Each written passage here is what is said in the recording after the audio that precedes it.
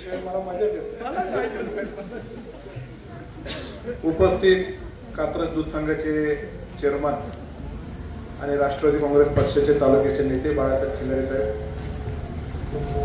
शहरातले सर्वच मान्यवर, या प्रभाग क्रमांक 7 मध्ये सर्व बंधू आणि भगिनी, आज आपण जुन्नर नगर परिषदेच्या निवडणुकीच्या निमित्ताने जमलेलो आहे. राष्ट्रवादी काँग्रेस पक्षाचे नगराध्यक्षाचे अधिकृत उमेदवार आदरणीय स्नेहलताई खोत,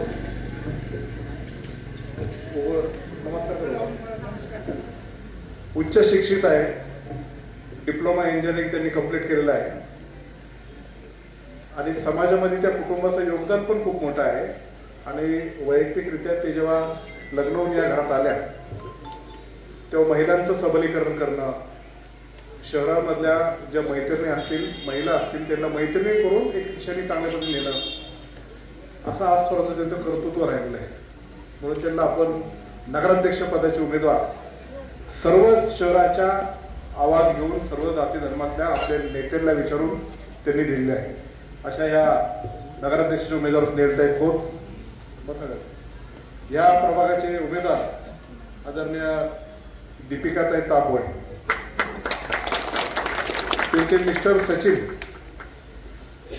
हा या प्रभागामध्ये कल्याणपेठ, रविवारपेठ या सगळ्या परिसरामध्ये मित्राच्या संचाबरोबर जेव्हा जेव्हा कोणाला काही गरज पडली तर तत्परतेने धावून जाणारा कार्यकर्ता हा सचिनच्या रूपाने पण पाहिलेला आहे.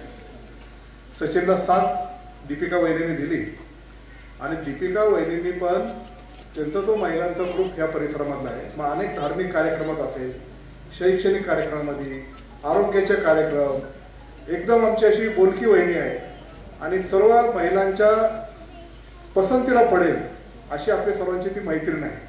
आणि ती आता तुमच्या सर्वांची सेवा करण्यासाठी तुमच्या समोर इथं नगरसेवकचे उमेदवार आपल्या प्रभाग क्रमांक 7 मध्ये आहेत. वहिनी बसा. दुसरे आपले उमेदवार हरीशी भवाळकर, हे सिनियर नेतृत्व या परिसरातलं, वरल्याहळीतलं अंबरशेठ परदेशी सांगितलं. भवाळकर साहेब बसा. त्या भवाळकर कुटुंबाचा इतिहास आपल्या सर्वांना माहीत आहे. जवळपास 5-6 पिढ्या, 150 वर्षापूर्वी भवाळकरांच्या घरामध्ये राम मंदिराचं निर्मिती झाली, तर स्थापन झालं आणि त्या प्रभू रामचंद्राचं देवाची सेवा ही 5 पिढी करत आहेत. आणि आता हरीशी त्यांच्या आयुष्यामध्ये वेगळं करत आलेलं आहे. आपण या परिसरामध्ये रामनवमीचा कार्यक्रम असेल, इतर उत्सव असतील, गुढीपाडवा असेल, हिंदू धर्मातले जे जे पवित्र सण असतील, तिथं त्या राम मंदिराच्या चरणी ज्यांनी माथा टेकला, सच्च्या भावनेने जी काही मागणी केली ती पूर्ण झालेली आहे. आणि ह्या देवाघरचा माणूस आपण आता निवडणुकीला राष्ट्रवादी काँग्रेसने उभा केलेला आहे. म्हणजे निश्चित प्रकारे आपल्या सर्वांचं ते भाग्य आहे. या कुटुंबाचा, त्यांच्या आजोबांचा, म्हणजे 5वे आजोबा म्हणजे पंजोबाचे आजोबा, त्यांचा आणि लोकमान्य टिळकांचा अत्यंत चांगले संबंध. लोकमान्य टिळकांनी पण जी शाळा उत्तूरला स्थापन केली त्याच्यामध्ये त्यांनी मोठी मदत केलेली आहे. आणि शिक्षणाच्या माध्यमातून त्या कुटुंबाचं तेव्हापासूनचं एक पुरोगामी विचाराचं एक कुटुंब आहे. म्हणजे मला सांगायचं आहे का तुम्हाला की राष्ट्रवादी काँग्रेस पक्षाने पूर्ण शहरामध्ये जे जे उमेदवार दिलेले आहेत ते अत्यंत निवडून दिलेले आहेत आणि उमेदवार त्यांनी जनतेवर लादलेला नाही. त्या प्रभागामधल्या मीटिंग घेऊन त्या प्रभागामध्ये चर्चा करून त्या लोकांचं काय मत आहे ते मत ते जाणून घेऊन हे उमेदवाराचं सिलेक्शन आपण केलेलं आहे. वास्तविक पाहता आमच्याकडं ऋषी दुबेला उमेदवारी द्यायचा चाललो, नंतर सचिनला चाललो, सिद्धेशला द्यायचं, अंबरशेठ पण उमेदवार या प्रभागामध्ये होते.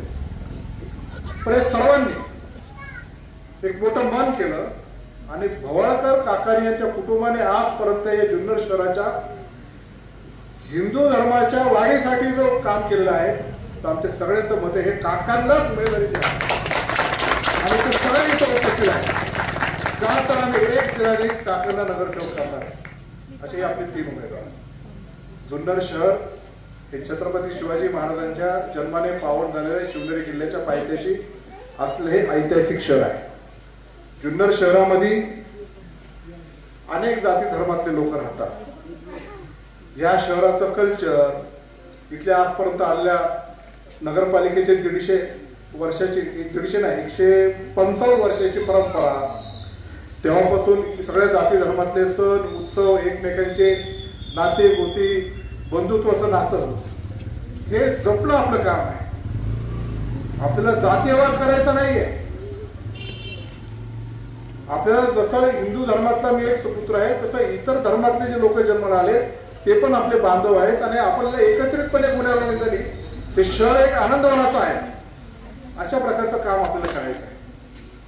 अंबर शेठ अत्यंत तावातावाने भाषण करत होते. तुमचं एवढं चिडलेलं भाषण मी आजपर्यंत पाहिलं नाही. पण मला एक आवर्जून सांगायचं,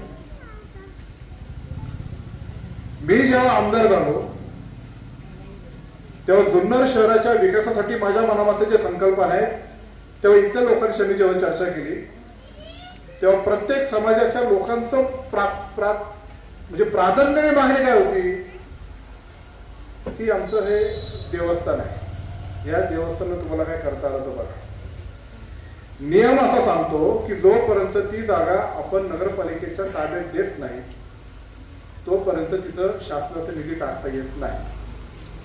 नगरपालिकेच्या ताब्यात देण्यासाठी ती जे ट्रस्ट असेल किंवा समाज असेल ते तयार होत नाही. आमची जागा आहे आणि दिली पण नाही पाहिजे. आमची पुढची पिढी करेल, त्यांची पुढची पिढी करेल, आमची जेव्हा परिस्थिती निर्माण होईल तेव्हा आम्ही काहीतरी निर्माण करू. पण ही जी वेदना त्या कुटुंबाची आणि त्या समाजाची जेव्हा मी ती पाहिली तेव्हा दादांना सांगितलं की आम्हाला हे काम करायचं, तुम्ही काहीतरी मार्ग काढा. अजित दादांनी मार्ग काढला. आणि अजित दादांनी मार्ग काढल्यानंतर या शहराच्या इतिहासामध्ये कधी नाही ते प्रत्येक जाती धर्माच्या मंदिराचे, सभा मंडपाचे, या सगळ्या गोष्टीचे काम होऊ लागले. एवढंच काय, जे काल एक व्यक्ती बोलले त्यांच्याच दुकानाच्या मागे कधी असं झालं नाही. ते नर्मदेश्वराचं मंदिर निर्माण करण्याचं काम अजित पवार आणि अतुल बेनकेंनी केलेलं आहे. अशा अनेक गोष्टी आहेत, त्याचा उल्लेख मी करत बसणार नाही. पण इलेक्शन काहीतरी वेगळ्या पातळीवर न्यायची मला आजच सकाळी एकाने सांगितलं. सगळ्यांनी ते लक्षात ठेवा. प्रसार माध्यमाचे माझे सर्व मित्र पत्रकार इथं आलेले आहेत. इलेक्शन कमिशनचा बाबा इथं आलेला आहे. त्यांच्याबरोबर तुम्हालाही विनंती, मी जे काय बोलतो ना सगळ्या गावाला दाखवा. मला आजच एका व्यक्तीने सांगितलं, भूल दिल्याशिवाय ऑपरेशन करता येत नाही आणि दिशाभूल केल्याशिवाय राजकारण करता येत नाही. अशा वृत्तीचे जे लोक आहेत त्यांना जागीच ठेचलं पाहिजे. आपल्याला राजकारण, निवडणूक हे विकासाच्या दृष्टिकोनातून पुढे न्यायचे. जे विकास कामं जे शहरामध्ये थांबलेले आहेत, ज्या काही नतभ्रष्ट लोकांनी आपल्या सगळ्या देव धर्माच्या कामाचा स्टे आणलेला आहे, तो स्टे दादांच्या मार्फत परत उठवायचा आहे. आणि त्याच्याकरता स्नेहलताई, दीपालीताई अडीचीला आपल्याला घड्याळाच्या चिन्हासमोर बटन दाबून खरा हिंदू धर्म कुठं असेल तर राष्ट्रवादी काँग्रेस पक्षाच्या बटन दाबण्याचं. ज्यांनी थांबवले त्यांना विचारा ना, का थांबवले? राष्ट्रवादीने काम केलं म्हणून? आम्ही लोकप्रतिनिधी काम करतो म्हणजे उपकार करत नाही. आम्ही लोकांच्या सेवेसाठी आहे, लोकांचे सेवेकरी आहे. हे तिघही सेवेकरी म्हणून तुमच्या समोर काम करणार आहे. आणि सेवा हा धर्म वल्लभशेठ बेनके साहेबांनी जो आम्हाला शिकवलेला आहे तो आम्ही स्वीकारून आमचं जय होऊ नाही तर पराभव होऊ हा अतुल बेनके आणि राष्ट्रवादी काँग्रेस पक्ष कायम या जुन्नर शहराच्या सेवेमध्ये हे कार्य करत राहणार. आज प्रभाग क्रमांक 7 मध्ये आल्यानंतर दिनेश भैयांची आठवण आल्याशिवाय राहत. आमचे काजळे काका असतील, कळसकर काका असतील, अंबरशेठ असतील, ही सगळी गडी 7 नंबरची सीट काढायची ही दिनेश भैया चालू असं आम्हाला कायम वाटायचं. पण आजपर्यंतच्या नगरपालिकेच्या इतिहासामध्ये या परिसरामध्ये अशी कधी रॅली मी पाहिली नाही. इतका उत्स्फूर्त प्रतिसाद, प्रत्येक घरात स्वागत आणि आत्मीयतेने सुरुवातीपासून जर तुम्ही इथं थांबलेला आहात, तुम्ही 7 नंबरच्या प्रभाग क्रमांकाने काय ठरवलंय हे काही वेगळं सांगायची गरज नाही. फक्त तुम्हाला विनंती करायची की पुढचे 7-8 दिवस अनेक वावड्या उठतील, अनेक काहीतरी गोष्टी करण्याचा प्रयत्न करतील. जे असे एक्स्ट्रीमिस्ट आहेत, ज्यांच्याशी विरोधी भावना आहे, मग तो हिंदू समाजाचे असले तर मुस्लिम समाजाचे असले, आपलं काय भागत नाही ना, लोक आपल्या मागे नाही ना, तर याव करेगा त्याव करेगा ही बातमी काही दिवसांनी चालू होणार. त्यांच्या नादी लागू नका. आपण या शहरात जन्माला आलोय, मीही तुमच्या बरोबर जन्माला आलोय. एक दिवस आपण सगळेजण या पृथ्वी तलावरून जाणार आहे. जुन्नर शहरामध्ये आनंदाचं वातावरण सगळीकडे राहायला पाहिजे. सर्व जाती धर्मातले सण उत्सव अत्यंत दिमागदार पद्धतीने साजरे झाले पाहिजे. हे वातावरण राष्ट्रवादी काँग्रेस पक्ष निर्माण करण्यासाठी कटिबद्ध आहे. ते आम्ही वचनबद्ध देतो. आणि 8 दिवसामध्ये काही जरी वाढ उठल्या तरी त्याच्यामध्ये नादी न लागता विकासाच्या दिशेने वाटचाल करणाऱ्या घड्याळ हे चिन्ह बघून आपण सर्वांनी बहुसंख्य लोकांनी मतदान करावं, एवढीच मी आपल्याला विनंती करतो. आपण सर्वांनी खूप मोठ्या प्रमाणामध्ये इथं सहभाग घेतला, त्याच्याबद्दल आपल्या सर्वांचा आभार मानतो. विशेषतः महिलांनी खूप मोठ्या संख्येने इथं सहभाग घेतला आणि तिथं महिला खूप मोठ्या संख्येने सहभाग नोंदवतात. त्या सहभाग जिथं नोंदवला गेला तर त्या कुटुंबाचं आणि त्या प्रभागाचं काय ठरलंय, बाळासाहेब काय वेगळं सांगायची गरज. तुमची सुनबाई आता काय उपसरपंच होते ना, आता बाळासाहेबांचे मस्त नेते, पण ते सुनबाई म्हणून तेच ते घरात होते. गमतीचा भाग जाऊन द्या, पण महिलांना स्थान देण्याचं काम राष्ट्रवादीने केलंय आणि महिलांना सन्मानाने धाडसाने आता पुढे येऊ लागलेले आहेत. महिलांचं एक मत झालंय आणि ते मत काय आहे मी ते इथं पाहिलेलं आहे. या प्रभागामध्ये विशेषतः जे कामं आपण केली त्याच्यामध्ये जीवदानी हॉटेल ते रविवार पेठ पुत्ता घर पाईपलाईन गटर काँक्रीटीकरण करणे, 50 लाख रुपयाचा निधी आपण तिथे खर्च केला. सोलर हायमास्ट बसवले, 21 लाख रुपये खर्च केलेले आहे. कैलास गरीबे किराणा दुकान ते दत्त मंदिर गवत बाजार रस्ता डांबरीकरण केला, 40 लाख रुपयाचे केले.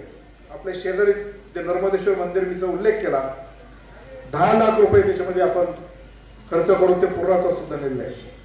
अजून एक जैन समाजाचा सभागृह रविवार पेठेमध्ये त्या समाज बांधवांनी मला इथं मागणी केली.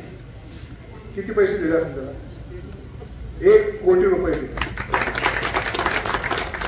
म्हणून मला विनंती आहे की सर्व समाज बांधव असतील, विशेषतः जैन बांधव असतील, तुमच्या मागे राष्ट्रवादी काँग्रेस पक्ष कंपनी उभा आहे आणि हे त्यातले 2-3 काम आहेत त्याला काही लोकांनी जाणीवपूर्वक स्टे आणले, पण ते स्टे उठवून ते कामं पूर्णत्वास नेण्यासाठी अजितदादा कंपनी उभा आहे. एवढंच त्या निमित्ताने सांगताना माझे 2 शब्द संपवतो. जय हिंद, जय महाराष्ट्र, जय शिवराय. जुन्नर नगर परिषद निवडणुकीच्या निमित्तानं सर्व बंधू भगिनी या ठिकाणी उपस्थित राहिले. सर्वांनी या सभेला उत्स्फूर्त प्रतिसाद दिला, म्हणून सर्व कार्यकर्त्यांना व सर्व महिला भगिनींना आम्ही आभार मानतो आणि कार्यक्रम संपला. सजय